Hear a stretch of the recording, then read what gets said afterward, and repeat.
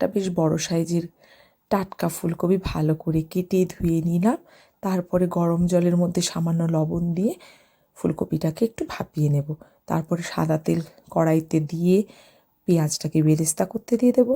এদিকে কাঁচা লঙ্কা, রসুন আর আদার পেস্ট বানিয়ে রাখবো। এদিকে বেরেস্তা হয়ে গেল, ওই একই কড়াইতে ফুলকপি ভেজে নেব। ফুলকপি ভাজা হয়ে গেল, ওই একই কড়াইতে জিরে আর গোটা গরম মশলা ফোড়ন দিয়ে দেব আদা, কাঁচা লঙ্কা আর রসুনের পেস্ট। অন্যদিকে আমি ততক্ষণে বেরেস্তার একটা পেস্ট বানিয়ে নেব সামান্য জল দিয়ে। আরও খানিকটা যেটুকু বেরেস্তা লেগেছিল সেটাও খানিকটা জল দিয়ে কড়াইতে কষতে দিয়ে দেব। এবারে দিয়ে দেব জিরে গুঁড়ো আর ধনে গুঁড়ো। তারপরে আর একটা পেস্ট বানিয়ে নেব কাজু আর টক দই দিয়ে। ভালো করে নাড়াচাড়া করে লবণ আর চিনি দিয়ে ভালো করে ফুলকপি দিয়ে আরও খানিকক্ষণ কষিয়ে দিয়ে দেব গরম জল। তারপরে একটুখানি গরম মশলা দিয়ে দিলেই বেশ ভালো একটা ফুলকপির রেসিপি হয়ে যাবে। আর গরম গরম ভাতে, রুটিতে, পোলাও দিয়ে বেশ ভালো লাগবে। শেষে দিয়ে দেবো একটু ফ্রেশ ক্রিম।